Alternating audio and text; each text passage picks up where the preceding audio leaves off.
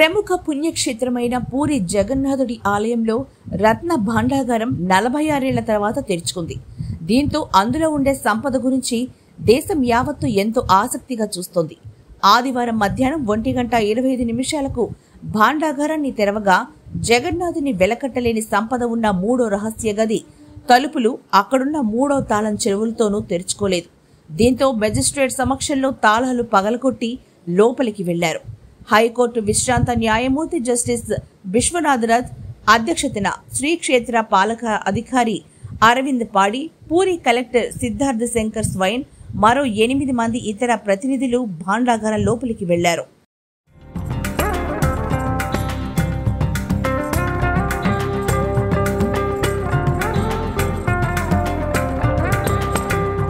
ఆలయంలో రహస్యంగా ఉండే ఈ గది భక్తులకు కనిపించదు. శతాబ్దాల క్రిందట నిర్మితమైన ఈ ఆలయానికి ఎందరో రాజులు విలువైన ఆభరణాలు, మణులు, మాణిక్యాలను కానుకలుగా అందజేశారు. యుద్ధాలు చేసి శత్రువుల సంపదలను తీసుకొచ్చి పురుషోత్తముడికి సమర్పించుకున్నారు. ఈ సంపదను ఆలయంలోని 3 గదుల్లో భద్రపరిచారు.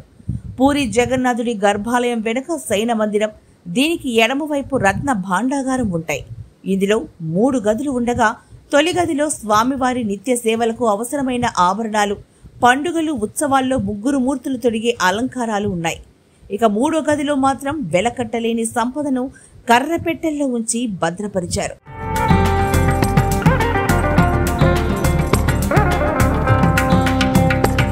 ఎటువంటి దీపాలు లేకుండా చీకటిగా ఉండే ఈ రహస్య గదిలో ఎక్కడ ఏముంది అన్న దానిపై ఎవరికీ అవగాహన లేదు.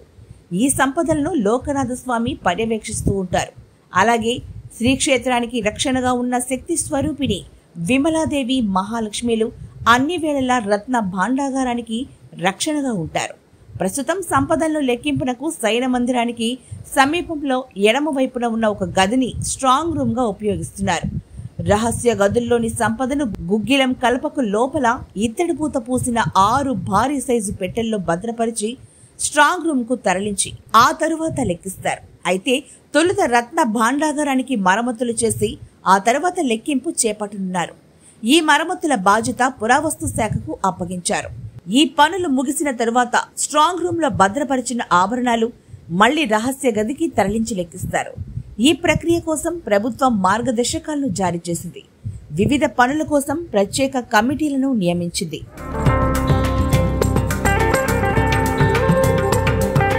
ఇక భాండాగారం తలుపులు తెరుచుకున్న తర్వాత పెద్ద సంఖ్యలో గబ్బిలాలు వెలుపలకొచ్చాయి.